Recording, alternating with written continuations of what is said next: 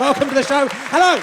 And welcome to the second episode of Richard Herring's Meaning of Life, or as some of the cool kids are already starting to calling it, Rahamol. That's right. It's the show that aims to answer all of life's big mysteries, like, is the glass half full or is it half empty? I say it's half empty. People say that makes me a pessimist. But it kind of depends what's in the glass, doesn't it? What if it's a glass of poison? Suddenly I don't look so pessimistic, do I? What if it's a glass of monkey semen? Suddenly I look like quite a positive fellow. That monkey semen is half gone. That's a good thing. Not so much to go. To be honest, I'd rather be a pessimist than the kind of person who drinks half a glass of something without sniffing it first to check what it is. That looks like a nice smoothie. Slightly brackish. There is a message to this show. I guess it is. It's always good to sniff something before you put it in your mouth. That is... It's a lesson I live my life by, madam. Do listen into that if you can. Tonight, we are going to be looking at the paranormal. We have nothing to fear but fear itself and monsters. And ghosts and a Frankenstein. It's quite scary. Are UFOs real? And if so, why do they only appear to people who are mad or too stupid to even operate a camera properly? Can we talk to the dead? Yes, of course we can. The real question is, can the dead talk back to us? The answer to that is no. No, they can't. They're dead. Richard Herring's Meaning of Life. Is it possible to tell the future? I recently had my fortune told by an old woman in Armenia. This is generally true. It's a long story. I went on. I did a TV show in Armenia, Yerevan, with David Baddiel, who David Icke has recently said is a lizard under there. Didn't notice any lizard. If he is a lizard, then he's gone to a lot of effort to make that kind of David Baddiel costume to wear over the top. I think if you're going to do that, you'd make yourself look a bit better than David Baddiel. That's. You think I can make myself look like anyone? You'd be Brad Pitt, wouldn't you? Wouldn't be David Baddiel. So I don't think he is. But it was kind of a stupid show, kind of crazy show where we had to go and spend loads of money in 24 hours. And one of the things we did, which was quite hard because everything's quite cheap in Armenia, but one of the things we did, we went out to the outskirts of the city at night time. It was really scary. These little shacks, basically. And this old woman told us the fortune. And because it was this... she was quite a sweet old lady. I really wanted her to be right. I don't really believe in this kind of stuff, but I was hoping she would get stuff right. The way she told my fortune was she held a bowl of water over my head and then dripped burning wax into that, and then she would read my fortune from the globules that the wax formed. Well, she didn't really tell me my future. She just told me a load of stuff that's already happened to me. Well, she didn't even do that, actually, because she didn't get a single thing right to begin with. It was really embarrassing. She said to me, "Did you have an accident 2 days ago?" I said, no, I didn't have it. She said, "It might be 2 weeks ago." I said, "No, don't think I did. No, I didn't." 2 months ago? No, it might be 2 years ago. I was thinking I haven't really had any kind of accident in the last 2 years. She said, "There's definitely something with an accident in the number 2. I said, "Well, come on, that has happened to her. That is not reading fortune telling, is it? That is a universal experience." She was telling me all about my neighbours who lived next door to me. And said 8 people living there. There wasn't that many people. Everything was wrong. Eventually, she changed tack and said the wax was telling her that I didn't believe in fortune telling, was adrift, unable to connect with my spiritual side, and that I never lit candles in church. Suddenly, she was getting everything right. It was quite spooky. She was quite cross. The wax seemed angry with me for not lighting candles in church, which I was surprised about. You'd think the wax would respect me and be happy I wasn't murdering its cousins. But no, apparently the wax likes to be burnt. It enjoys it. That's what it wants. She told me that I have a saint looking after me. She didn't tell me which one, unfortunately, but he's kind of guardian angel and I'm not accepting his help, which I felt a bit sorry for this saint looking after me. But I was surprised to find out that I had a Christian saint looking after me, because that's not what I'd been led to understand before. In 2001, I was going out with the actress Julia Sawalha. I'd fancied her for a long time beforehand, as anyone may remember. I used to have a Julia Sawalha shrine in Fist of Fun. That was before I went out with her, and she still went out with me for some reason. But eventually, Julia got cast in a play that I had written, somehow. Don't know how it happened. Amazing coincidence. And during rehearsals, we ended up getting together. We are very different people. She's very spiritual. She's into homeopathy. She believes fairies genuinely exist. I'm very scientific. I'm practical. I'm rational. I'm 95% certain there are no fairies at all. I like medicine. But we went away for a weekend and we had a Tai Chi lesson. I must have loved her. And the woman taking this course was a very spiritual, arty-farty type. And she said to me, "I can see spirits from the other side." I said, "Oh, good. That must probably comes in handy, does it?" She said, "I can see your spirit guide. Your spirit guide is in this room right now. You and Julia actually share the same spirit guide." Now, I did not know that. I thought if you had a spirit guide, you got one to yourself, 24/7, caring for all your spiritual needs. That's not how it works at all. They take little shifts on different people. They're hopping around from person to person. It's like spinning plates. That's why things get so badly fucked up. It's this kind of celestial sitcom. Anyway, she told me that our spirit guide was a red Indian. I'd have said Native American. He was called Running Bear. And I was quite embarrassed, but that's quite a cliche, isn't it? If I'm going to have a spirit guide, I'd like to be something quirky and unexpected, like a 19th century accountant called Simon, who's secretly bisexual, something you're not expecting. Anyway, she said Running Bear was at the back of the room, he was watching us, he was smiling, because he'd been trying to get us two together for years. He'd always known we were soulmates. Finally managed, he got us together now, we'd be together forever, because we were soulmates, which was interesting for two reasons. Firstly, at this point, I'd fancied Julia for about 10 years, and we worked in the same job. You think that any spirit guide worth his salt could have got us together in what? A fortnight maximum? Secondly, me and Julia were not soulmates. We argued constantly, we didn't get on, we broke up about 3 months later. A 5-year-old child could have seen we weren't meant to be together. What was Running Bear thinking? Bringing together two such clearly incompatible people. I hate Running Bear, he's a dick. I'm glad my ancestors wiped out his entire civilization. Though I do kind of grudgingly respect Running Bear for agreeing to help out the descendants of the people who did that to his culture. That's very forgiving of him. He's a bigger man than me. I wouldn't have done that. Maybe that's why he's bringing together such incompatible couples.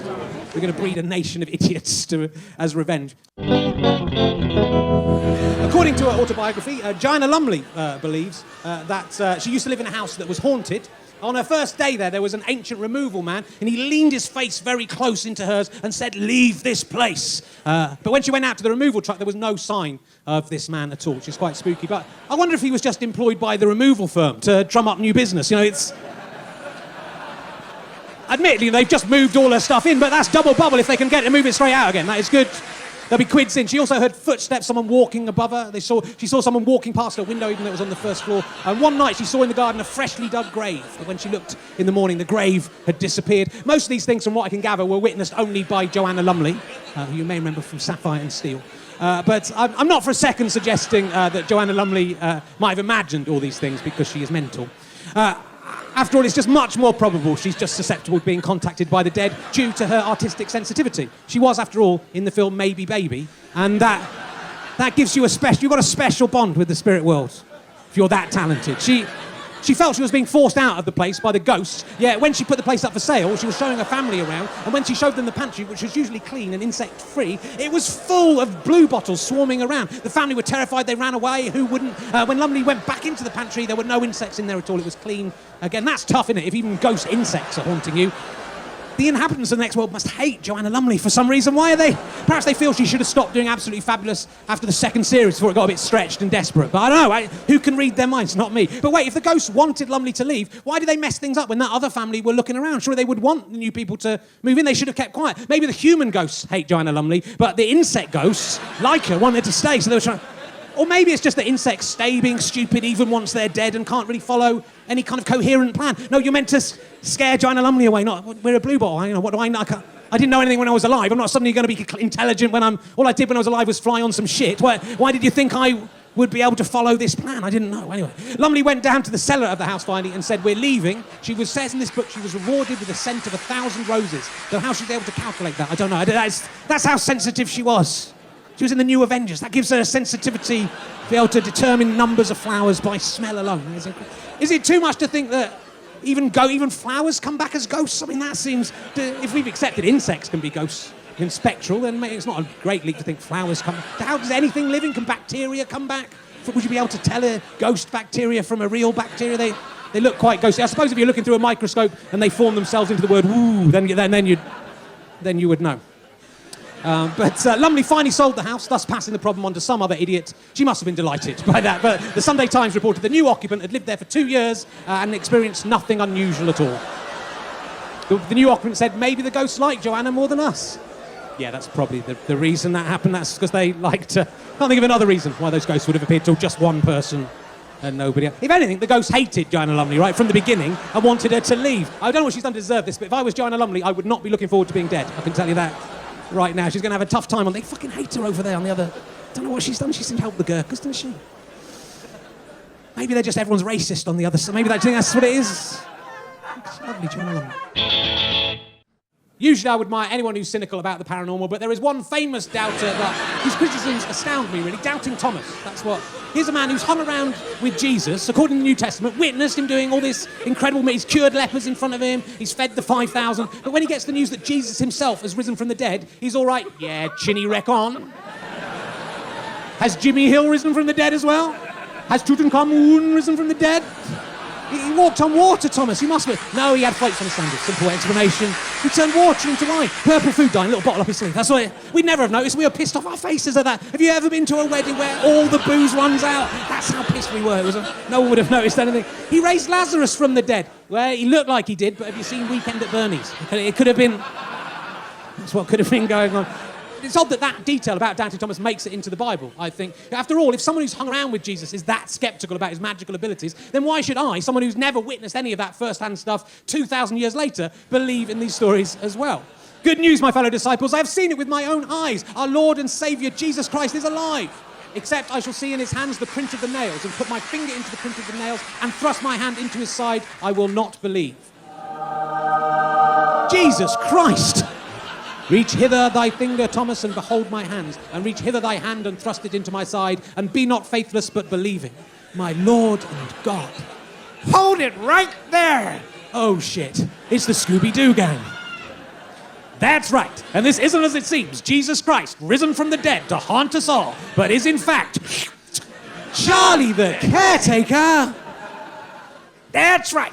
I took advantage of the crucifixion of a common man and pretended to come back as a ghoulie ghost in the hope that I could establish a religion that would spread across the Western world, form a corrupt church which would willfully ignore all the things that Jesus actually said, and amass a massive treasure and have sex with children and create division in the Middle East, leading to endless centuries of war and schism. And I would have gotten away with it too if it hadn't been for you pesky, meddling cunts. Take him away, officer. Ooh. Oh no, it's a real Jesus Christ. Don't worry, this time it's just Scooby. Scooby-Dooby-Doo!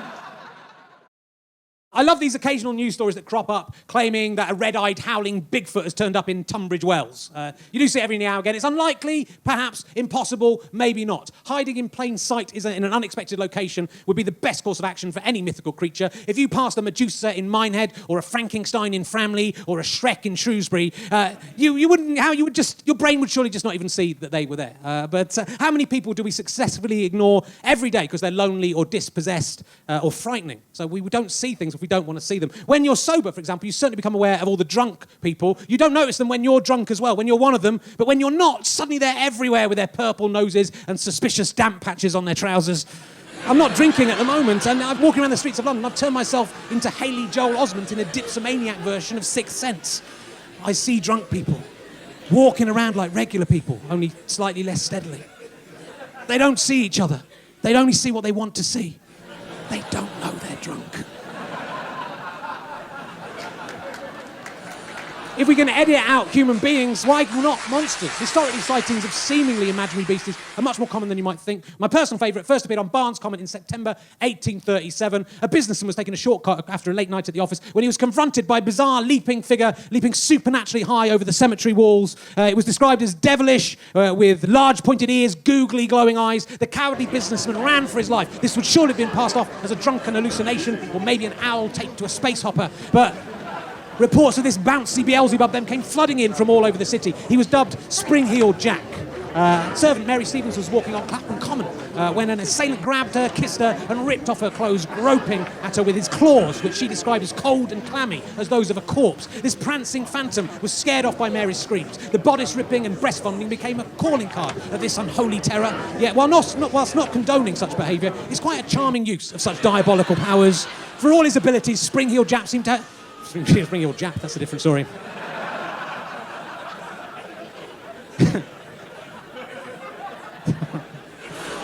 For all his abilities, Spring-Heeled Jack seemed to have the imagination of a hormonally crazed schoolboy touching up women before realising he didn't know what to do next and pogoing off into the night like a peripheral character from Carry On Screaming, played by Charles Hawtrey.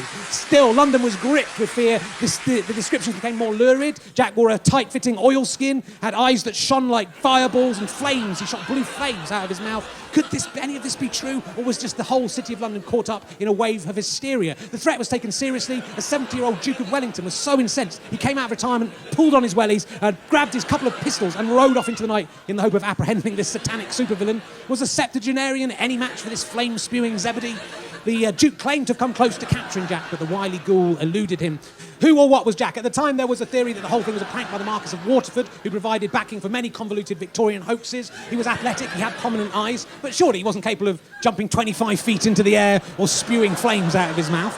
It seems unlikely he'd invented some kind of 19th century hoverboard. In any case, sightings continued after his death. Others theorised that Jack was a mad acrobatic fire eater, a dressed-up kangaroo. Yeah, but who dressed him up as that, and why? Why would they do that? And why was this kangaroo, this marsupial, so obsessed with human mammary glands? That seems... Could be an alien used to the gravitational pull of a bigger planet. I prefer to believe that Spring-Heeled Jack was a product of the madness of modern city life, a monster forged from the imagination of Londoners who then willed him into existence, and then he became one of them, but with slightly better manners. But, you know, if these things can just be conjured up like that, can we believe anything that human beings claim to witness? If people say these things, UFOs, fairies, Jimmy Savile, is any of that real? He's a bit like Spring-Heeled Jack. Do you think he might have just been going for years? He's immortal. No, too controversial. That's too controversial. The Madeline McCann stuff, fine, yeah. We'll let that go. Don't get on to Jimmy. How dare you mock Jimmy Savile after all he's done for charity. Now, will you please welcome to talk more about the paranormal, the fantastic Professor Richard Wiseman, ladies and gentlemen. Welcome. Thank you for coming along. Love to see you. Thanks for coming along. Pleasure. Good. And so I've been reading your book. It's here, handily enough. Look, I'll hold that up to the camera. You might sell 3 copies of that. As a result of this. It's a very, very good book. Very good. I very much enjoyed it. I've read it twice. Paranormality, Why We See What Isn't There. So you're going to explain to me the science behind the paranormal. But I want to take you through a few of some things, paranormal things that happened to me that I think are inexplicable. And I want to see if you can explain them. When I was on tour a few years ago in the 90s with Stuart Lee and Richard Thomas, we... making up your own jokes now. Richard Thomas, actually, you are laughing. It just reminded me, Richard Thomas did one of the funniest things ever on that tour that I had forgotten about until the second, where I'd put a Do Not Disturb sign on my door, and I think he flipped it around. It was the breakfast menu on the other side. He ticked every single thing on the breakfast menu. So the next morning... Literally, and they came, and 2 people came, both to carry it and to look at the greediest man in the world. That's funny, yes. And I had a double full English breakfast, and I was vegetarian at the time, so it was doubly amusing. Is that the paranormal experience you wanted explaining? Because that's an easy bowl. No, that's just by the by. Okay. When I was on that tour, we were young and we got drunk quite a lot, and I was quite tired. We didn't sleep very much, I have to say. And I went, I think it might have been in Guildford, I went to sleep on the dressing room floor, and then I woke up, I thought, and on my chest there was an old woman. I thought it was Richard Thomas for a moment, the writer of Jerry Springer the Opera, but it was an old woman sitting on my chest. Right. And strangling me, and I kind of had to fight her off, and then she disappeared. Yeah. Explain that with your science. Well, if you are backstage, and it's an area that old women can get access to, if she's seen you work before and hasn't enjoyed the show, she maybe thinks there he is asleep. I'll go and sit on his chest and strangle him. Well, could be. That is a good explanation, actually. Well done. But she did sort of disappear the minute I officially woke up. Yeah. So would it... I haven't got a clue. You haven't got a clue? You would want an expert on paranormal experiences. I think what you probably experienced was not an actual old woman. No, I don't think it was. The disappearance would be a clue. Yeah. Was the fact that I was asleep a clue as well, do you think? Yeah. So it's what we psychologists would call unusual. And it's probably a night terror, come sleep paralysis. And so what's happening is when you fall asleep, when you dream, you're paralysed, so you don't act out your dream. And some people don't, they actually do act out their dreams, and that's quite funny. But they also remove themselves from the gene pool fairly rapidly for doing that. So anyway, so you're paralysed, and then when you come to, as it were, you start to regain consciousness. I didn't come to. A little bit.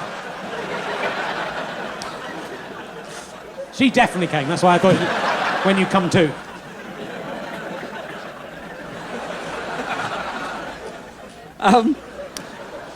When you regain consciousness after having ejaculated, actually, during dreams, of course, you have an erection. Not just you. Not just you, everyone. Nice not everyone. Nice I get them some of the time. Wow. So both men and women are sexually aroused during dreams.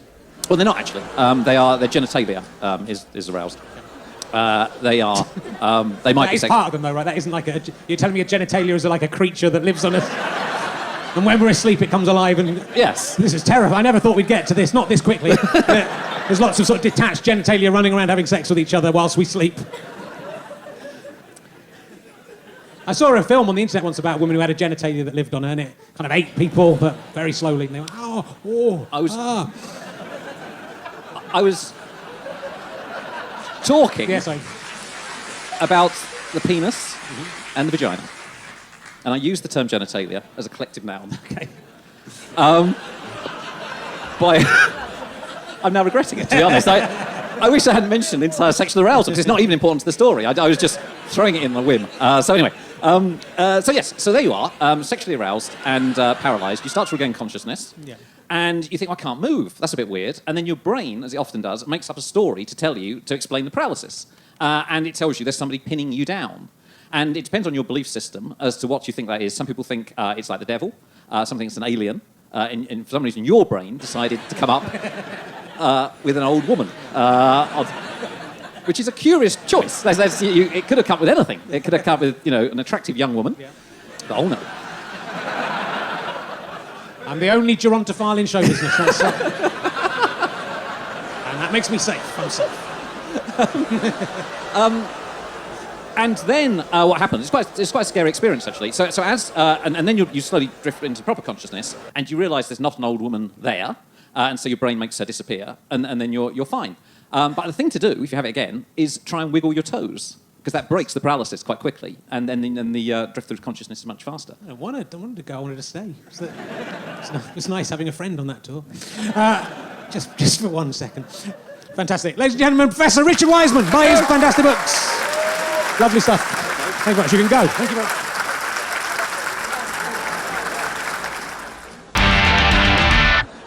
So can we trust anything that human beings say or they've witnessed? Do we have any free will? Is there any UFOs, fairies? I don't know. I think that it's true. The wonders of the natural world and the wonders of science are kind of so much more impressive than anything anyone's making up from the paranormal. You are all made out of stardust. The atoms that make you were created in the crucible of exploding stars. The sperm that made you beat millions upon millions of other sperm to create life and grow into a human being with consciousness and intelligence and the ability to windsurf. You're amazing. And yet people are looking for these magical things elsewhere without seeing the magic within the human race. We can fly now. We've been to the moon. We sent probes out of the galaxy. We can talk to any other person on this planet. You've probably got a device in your pocket right now by which you can talk to any other person pretty much on this whole planet. You can find out any pieces of information you want to. This is why you're impressed by a man being able to bend a fork by pretending that he's pre-bent before, and that's all it's pretending. You're looking for magic in the tiny things when there is magic all around you, and that is much more impressive even than the biggest Bigfoot in the world. You've been lovely. We'll be back next month with a show about love. Thank you very much for coming. Thank you very much for watching. Right.